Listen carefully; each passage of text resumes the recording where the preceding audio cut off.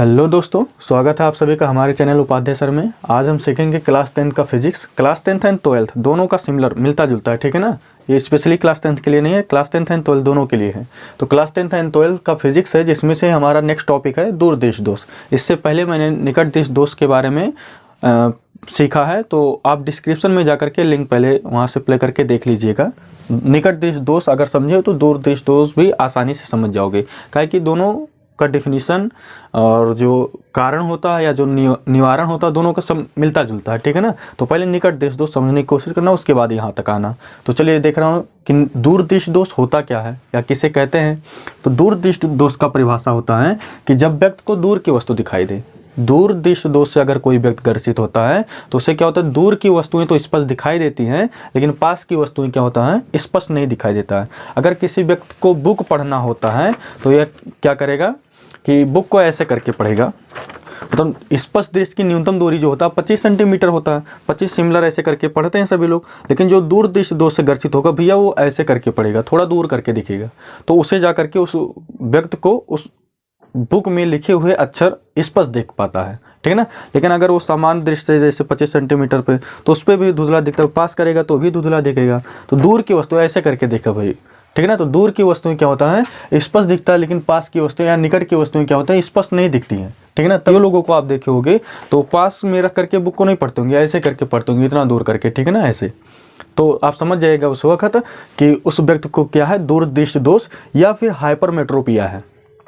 कभी कभी एग्जाम में दूरदृष्टि दोष वर्ड ना लिख करके क्या लिख देता है, हाइपरमेट्रोपिया। तो इसमें बच्चे कंफ्यूज हो जाते हैं कि ये किस पंछी का नाम है, हाँ। तो कंफ्यूज होने की जरूरत नहीं है, हाइपरमेट्रोपिया और दूरदृष्टि दोष दोनों एक ही चीज़ है, ठीक है ना। तो आई होप दूरदृष्टि दोष समझ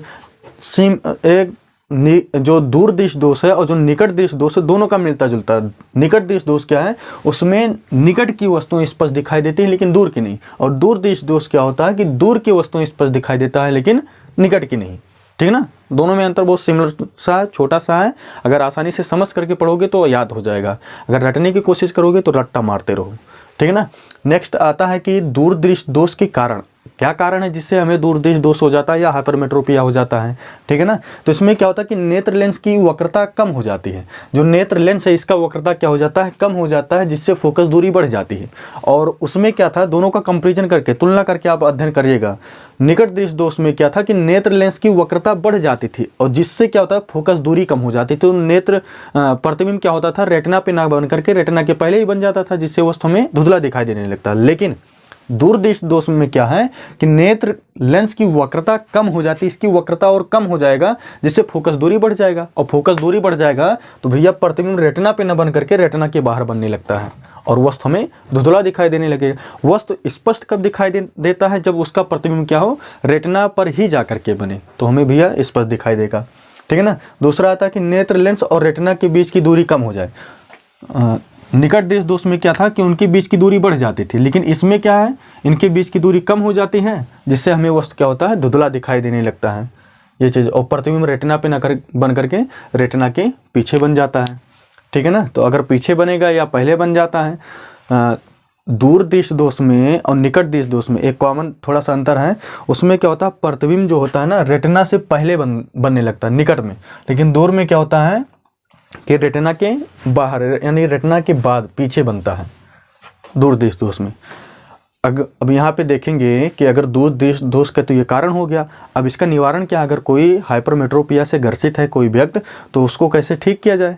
तो डॉक्टर क्या करता है कि निकट नहीं रहेगा, दूरदृष्टि दोष से अगर कोई व्यक्ति ग्रसित है, दूरदृष्टि दोष को दूर करने के लिए वह क्या करता है, उचित फोकस दूरी वाले उत्तल लेंस का प्रयोग करता है। और निकट में क्या करता था, अवतल लेंस का प्रयोग करता था। दोनों को कंपैरिजन करके याद करोगे बड़े आसानी से याद हो जाएगा। उसके निवारण में क्या होता था, अवतल लेंस का प्रयोग किया जाता था, और दूरदृष्टि दोष के निवारण में क्या करेंगे, उत्तल लेंस का प्रयोग किया जाता है, जिससे प्रतिबिंब क्या होता है, रेटिना पे बनने लगता है और वस्तु हमें स्पष्ट दिखाई देने लगता है। यानी कि उस व्यक्ति को या किसी व्यक्ति को अगर हाइपरमेट्रोपिया हुआ होता है तो वो क्या करता है, उत्तल लेंस का भाई ढक्कन पहना देता है, कहता आप जाओ, ठीक है ना, और उसे स्पष्ट दिखाई देने लगता है। ढक्कन बोले तो भाई चश्मा, ठीक है ना।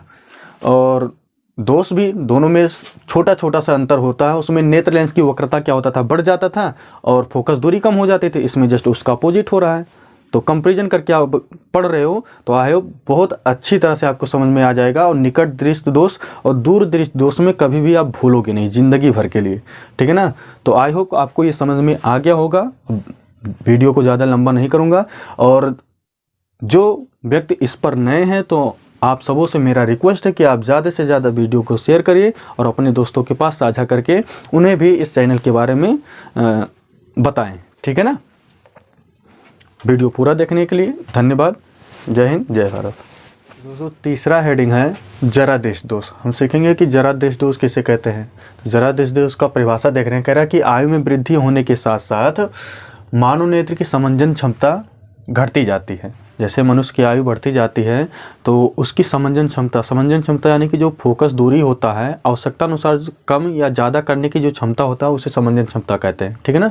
तो आयु में वृद्धि के साथ साथ मानव नेत्र की जो समंजन क्षमता होती है वह क्या होती है, घटती जाती है। तो इस दोष के कारण मनुष्य को क्या होता है कि निकट तथा दूर की वस्तुओं को स्पष्ट नहीं दिखाई देता है। या तो निकट की प्रॉब्लम होगा, मतलब निकट की वस्तुएं नहीं दिखाई देंगी, या तो फिर दूर की वस्तुएं नहीं दिखाई देंगी। अगर दोनों नहीं दिखाई देती हैं तो उन्हें उत्तल और अवतल लेंस दोनों का प्रयोग होता है उनके चश्मे में, ठीक है ना। परिभाषा पूरा देखेंगे, कह रहा है आयु में वृद्धि के साथ साथ मानव नेत्र की क्या होता है, समंजन क्षमता घटती जाती है, जिसके कारण क्या होता है कि मनुष्य को निकट तथा दूर की वस्तुओं को देखने में प्रॉब्लम होती है, ठीक है ना। तो इस दोष को क्या कहते हैं, जरा दृष्टि दोष। यह आपका परिभाषा हो गया। कारण क्या होता है कि किसके कारण जरा दृष्टि दोष होता है, तो जो सिलियरी मांसपेशियां यहाँ पर होती है हमारी, वो क्या होती हैं, शिथिल हो जाती हैं या सिकुड़ जाती हैं, जिनके कारण लेंस कठोर हो जाता है, ठीक है ना। जो सिलियरी मांसपेशियां हमारी आँख में होती हैं वो क्या होती हैं, शिथिल जाती हैं या कमज़ोर हो जाती हैं, जिनके कारण लेंस क्या हो जाता है, कठोर हो जाता है, जिनसे हमें जरा दृष्टि दोष होता है, ठीक है ना।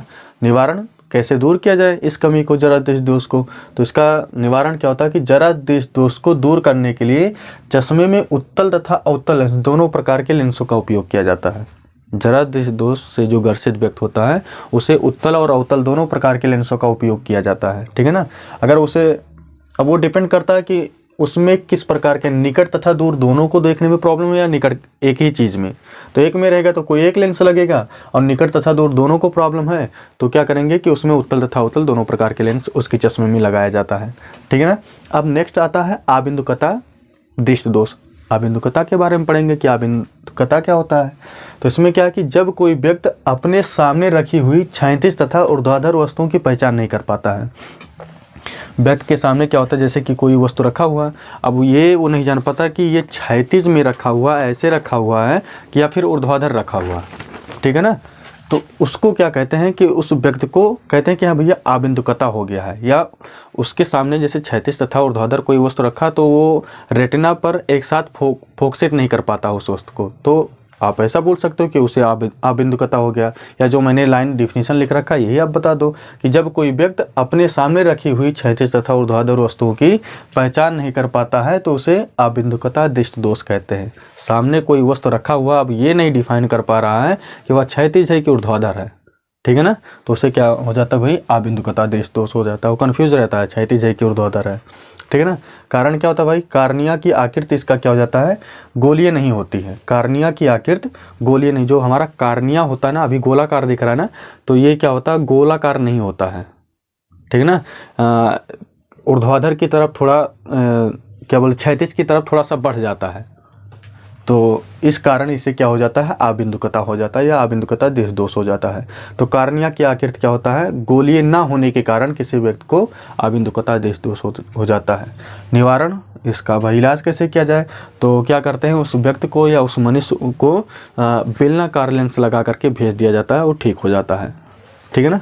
तो निवारण क्या होता है, बेलनाकार लेंस किया जाता है उसके चश्मे में, ठीक। नेक्स्ट एंड लास्ट हेडिंग है वर्णांधता दृष्टि दोष के बारे में। परिभाषा आपको जानने की जरूरत है और कारण निवारण ध्यान रखना है, ठीक है ना। वर्णांधता के बारे में देखेंगे क्या क्या क्या कह रहा है कि जब कोई व्यक्ति एक या एक से अधिक रंगों की पहचान नहीं कर पाता है। जब कोई व्यक्ति जैसे किसी सर्कल में ऐसे बनाया रहता है, यहाँ पे डाटा कई कलर में रहते हैं, और जो बीच वाला पोर्शन होता है उसको किसी दूसरे कलर से लिख देता है। अब कहता है कि चलो इसकी पहचान करो, ठीक है ना। तो जिन्हें वर्णांधता हुआ रहता है तो वो इनकी पहचान नहीं कर पाते कि इनके बीच में कौन सा अंक लिखा हुआ है, ठीक है ना। कोई भी मैंने यहाँ पे लिखा है तो उन्हें ये चीज़ पहचानने में तकलीफ हो जाती है, तो समझ जाएगा कि उन्हें क्या हो गया है, वर्णांधता दृष्टि दोष हो गया है। अब बीच में ऐसे एक डिजिट देगा, अब इसको कहेगा कि चलो पहचानिए कि ये कौन सा डिजिट लिखा हुआ है, ठीक है ना। तो अगर ये नहीं पहचान पा रहा है तो आप जान जाइए कि उसे क्या हो गया, वर्णांधता हो गया है। परिभाषा क्या कि जब कोई व्यक्ति एक या एक से अधिक रंगों की पहचान नहीं कर पाता है तो उस व्यक्ति की आंखों में क्या हो जाता है, एक दोष उत्पन्न होता है, जिसे क्या कहते हैं, वर्णांधता कहते हैं, ठीक है ना। उम्मीद करता हूँ कि वीडियो पूरा समझ में आया होगा। अगर समझ में आया तो अगर आप फर्स्ट टाइम हो यहाँ पे तो ज़्यादा से ज़्यादा वीडियो शेयर करें। धन्यवाद।